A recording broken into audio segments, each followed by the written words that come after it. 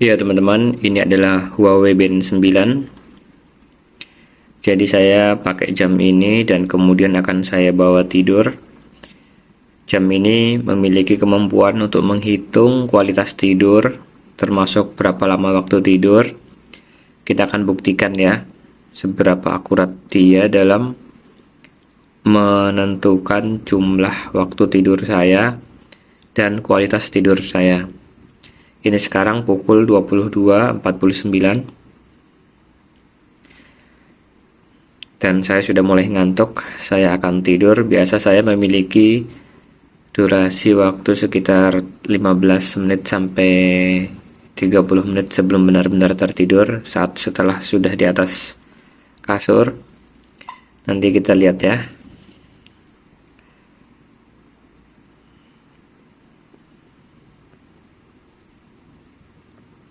Oke teman-teman, kita akan coba melihat rekaman dari Huawei Band 9 untuk fitur kesehatannya. Kita buka aplikasi Huawei Kesehatan.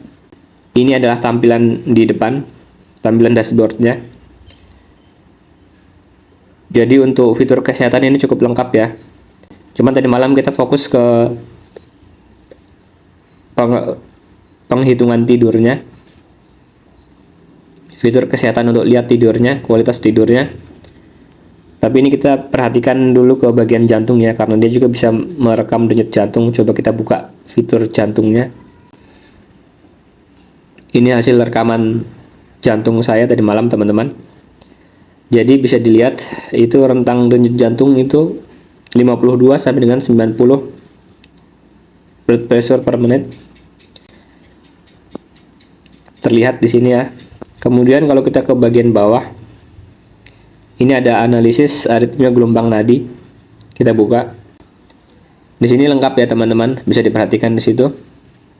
Langsung aja kita lihat ke bagian lingkaran ini. Tidak ada ketidaknormalan. Total deteksi 31 kali. Yang warna hijau tidak ada ketidaknormalan 30 kali. Nah, satu kalinya risiko denyut prematur. Kita baca keterangannya di bawah. Denyut prematur sesekali merupakan hal yang umum pada orang sehat. Bergadang, insomnia, stres, dan terlalu lelah. Semuanya dapat menyebabkan denyut prematur. Lanjutkan melakukan pengukuran secara teratur. Jika Anda merasa tidak nyaman, cari bantuan medis. Memakai perangkat wearable Huawei saat tidur dapat membantu memantau jantung dengan lebih baik. Nah, itulah kenapa teman-teman saya menggunakan perangkat Huawei sebelum tidur. Jadi biar bisa terdeteksi. Di bagian bawahnya ada keterangan risiko denyut jantung prematur. Coba kita buka ya teman-teman. Aritmia, risiko denyut prematur. Denyut tidak teratur terdeteksi. Ada denyut prematur. Ini kadang-kadang dialami oleh individu sehat yang begadang, memiliki insomnia, stres berlebihan, atau terlalu lelah. Mungkin ini saya masuk kategori yang terlalu lelah ya teman-teman. Jika Anda memiliki gejala lainnya, segera cari bantuan medis. Dan ini terdeteksi teman-teman di detik ke-5 ya. Detik ke-5 ini yang warna kuning ini dia denyut prematur, denyut tambahan ya. Ini diambil dari Huawei Band 9. Nah, ini pentingnya menggunakan perangkat Huawei yang dapat menganalisa aritmia gelombang nadi teman-teman.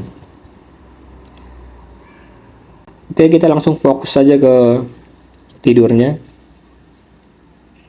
Oh ya, untuk Huawei ini dia bisa melihat banyak hal-hal penting tentang kesehatan kita ya teman-teman. Langsung aja ke tidur.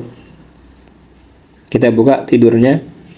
Jadi tadi malam saya tidur itu 6 jam 44 menit. Dan ini bisa dilihat grafiknya.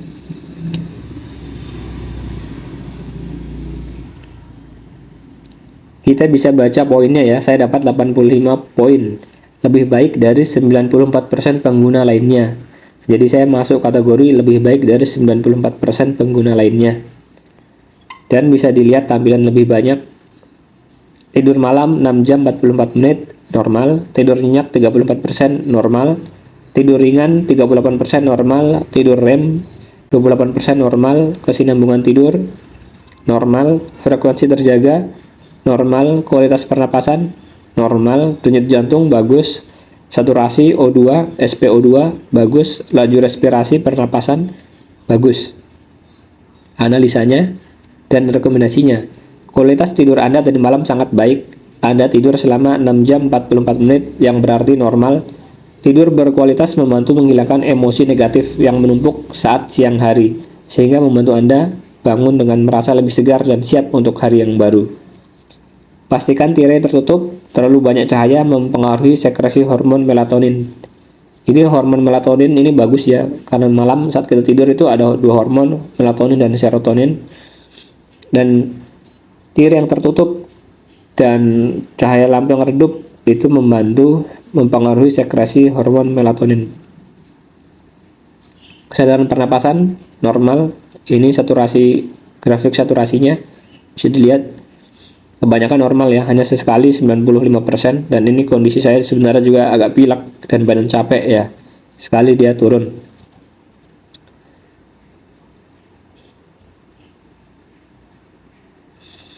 Dan untuk grafik tidurnya teman-teman bisa lihat di sini lengkap, kapan saya tidur ringan, kapan tidur REM, kapan tidur dalam.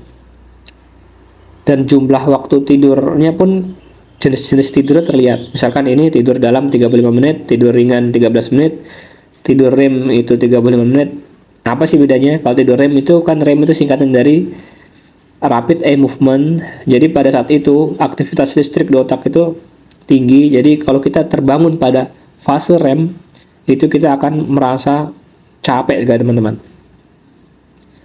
Pun sebaliknya, kalau kita bangun di fase tidur ringan atau tidur dalam, itu kita bangun akan merasa segar.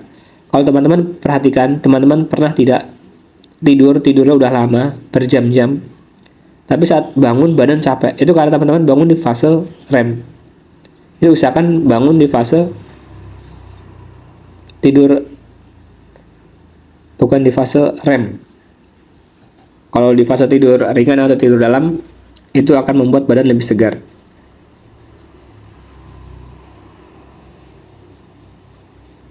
Dan tadi malam ini saya bangun di fase tidur ringan. Kalau tidur dalam susah bangun ya teman-teman. Kalau tidur ringan ini kan udah fase-fase mau bangun. Jadi tadi malam tidur saya masuk kategori nyenyak ya. Oke teman-teman, terima kasih ya udah menyaksikan, semoga bermanfaat.